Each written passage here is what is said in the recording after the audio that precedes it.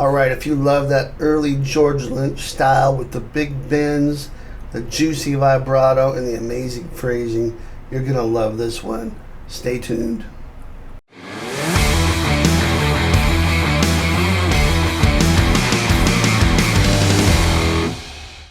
Okay, welcome. Today we are diving into the George Lynch melodic masterpiece solo that is Breaking the Chains.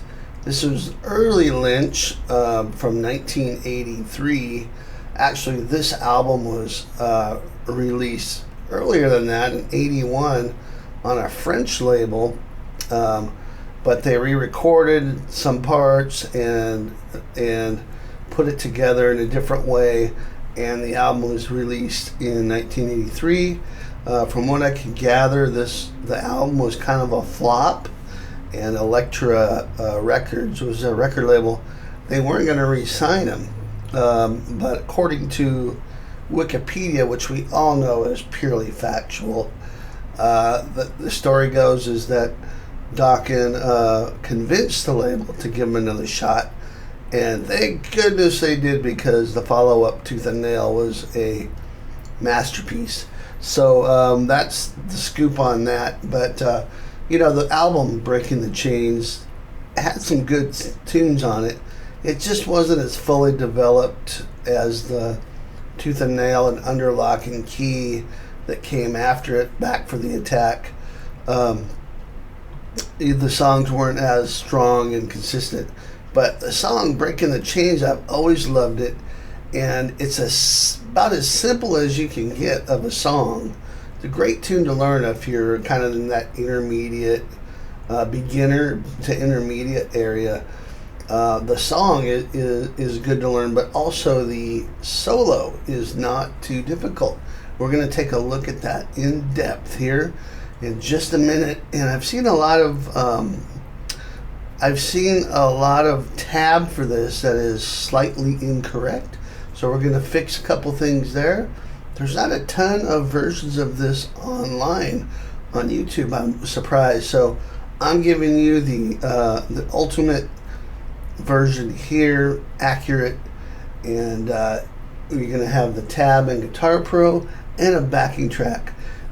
If you so desire, over at Patreon, I'll put it at the bottom there, and in the description box you can find that over there, so you can try your hand at playing along with it. I've also got another video out recently, 5 must-know Dokken riffs, and this is one of them. So make sure and check that out. I'll link it at the end of the video.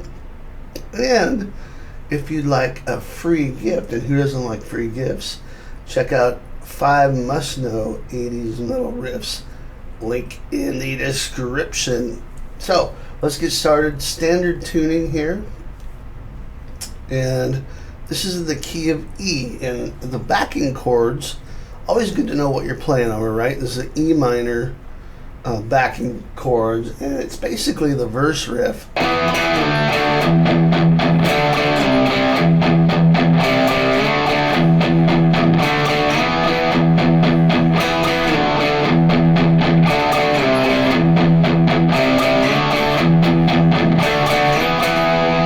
That's 2 times through that. It's an E minor, E power chord functioning as an E minor chord.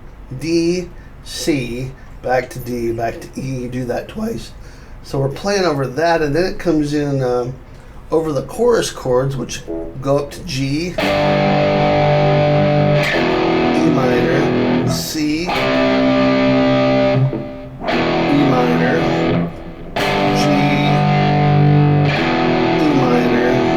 C, E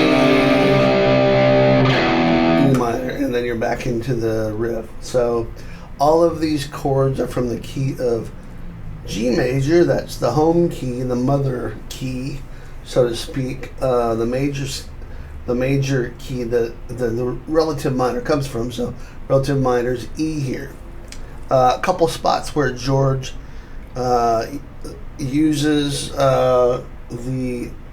the leading tone, so a D sharp that leads into an E, which kind of gives it a cool flair, and we'll get to that. So there's the background, the backdrop.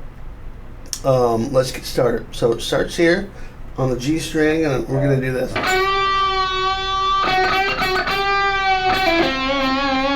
Okay, this is a great solo to work on your bending and vibrato, but the bends are a half step bend here.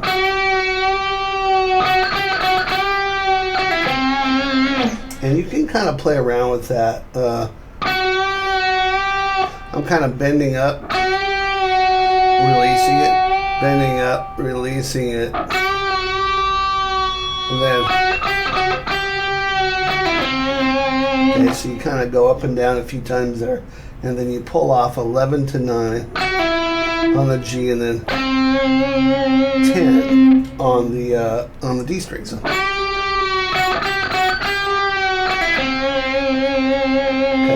Okay, then we're going to do this lick.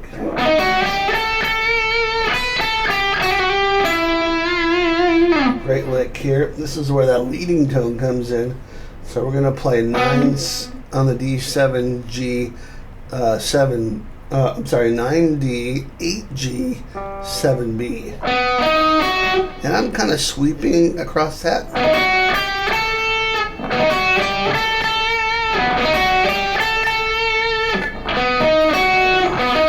So a downstroke on 9, a downstroke on 8. This is actually the sweep. It's not separate downstrokes.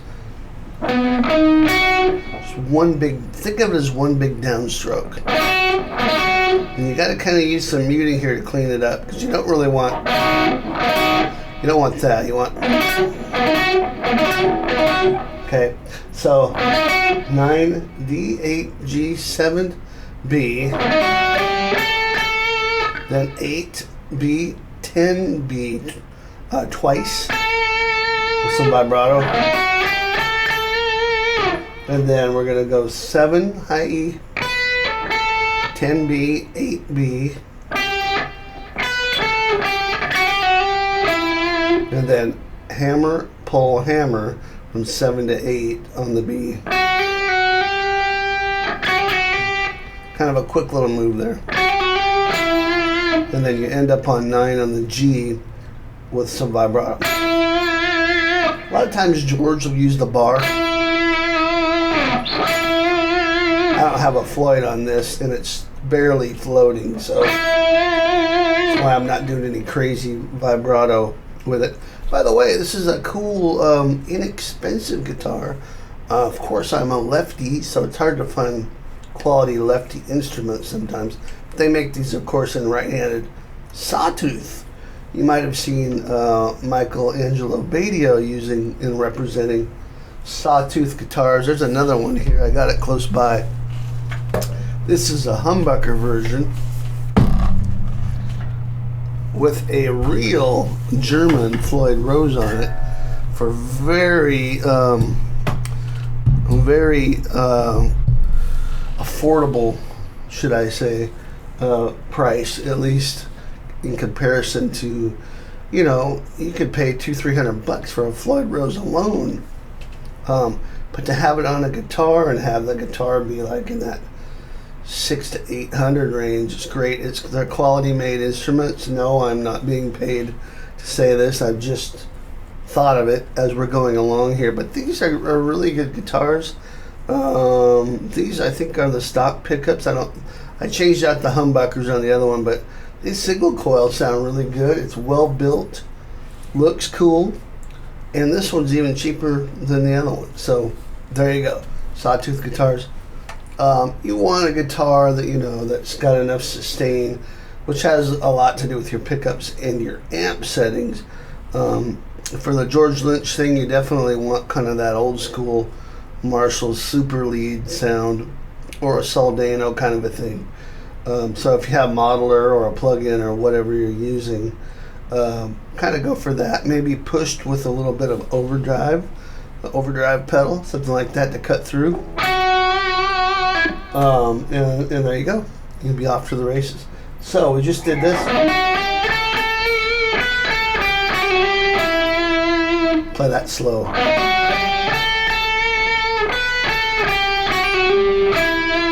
So if we take it from the top.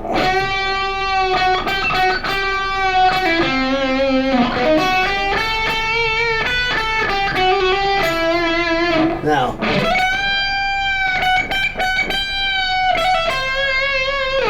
The thing that I think is the coolest thing about George's style is his slippery phrasing.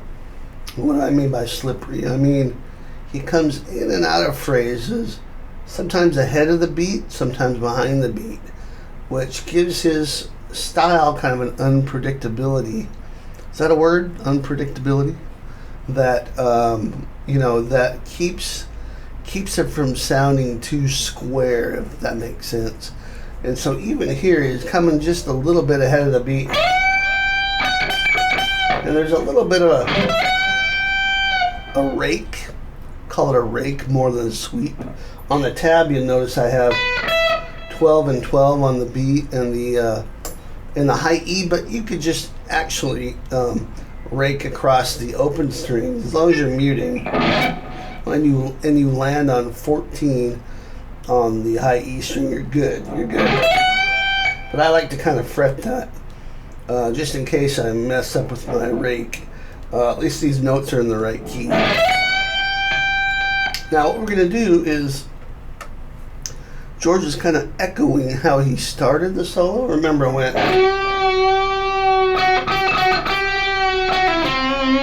Now he's coming back around to that phrase, but he's an octave higher. 14th fret, you're going to bend this up a half step. And notice the little bends here. And that kind of crying sound. Comes from bending a note and then lowering it nice and slow. Now we're going to end it, you go 12, 14, 12 hammer on 14, pull off to 12 on the high E, and play 13 on the B.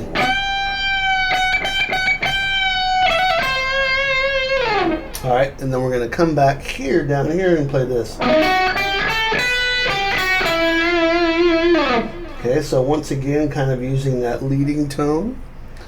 This is used like in the harmonic minor scale, for example. If we were in the key of E.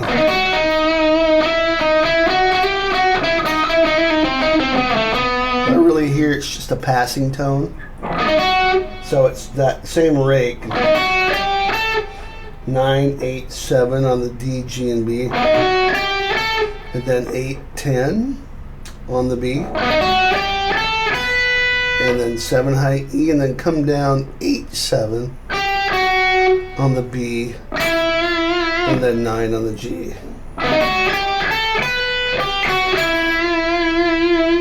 Super cool, right? Then we're going to jump all the way up to the 17th fret.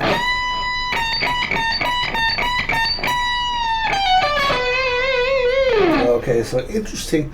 Notice he's got a lot of these little bending ideas going on here. Bend 17 up a whole step, lower it to 5th, back down to 17, and then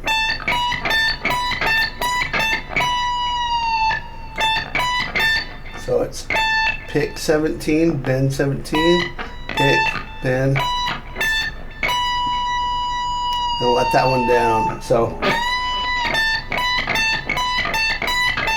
if you're new to bending, or if you're working on your bending, as we all are, this is great to test yourself, test to make sure you're hitting the right pitch there. 2 frets higher is what you're aiming for. Okay, so anyway, here's the lick.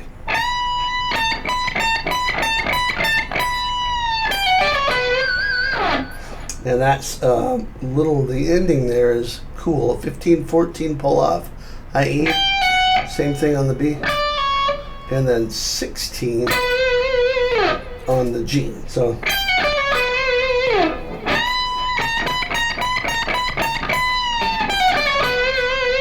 then 19, and we're going to bend this a step and a half.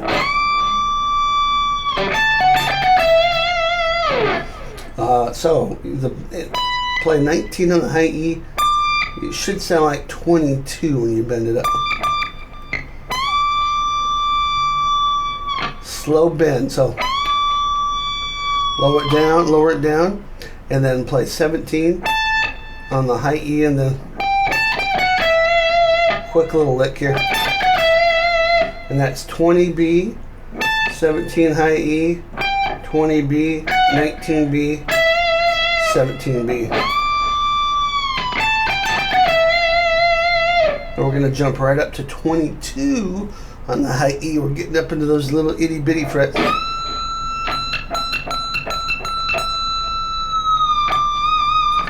So what you do here is you just bend it up a whole step. And then lower it down. So let's come out of this. So it's try that again. Look, one more time.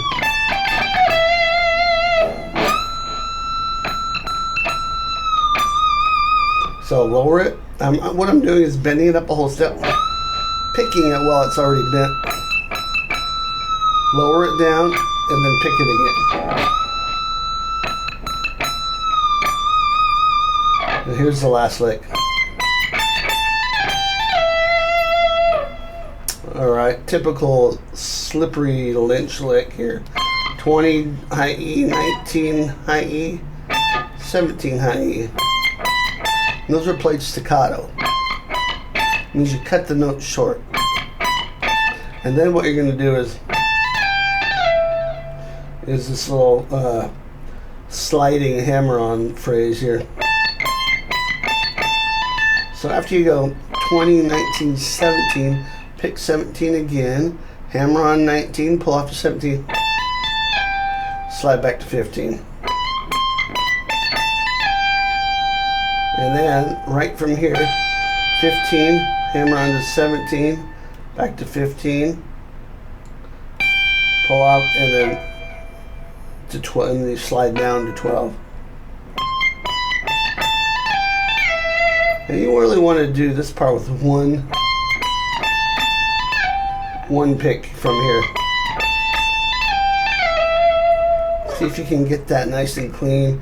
Use your picking hand. I use my thumb to mute the strings I'm not playing, so you don't get noise ringing on the other strings. So there you go, guys. I hope you enjoyed that. It's really a great solo to learn.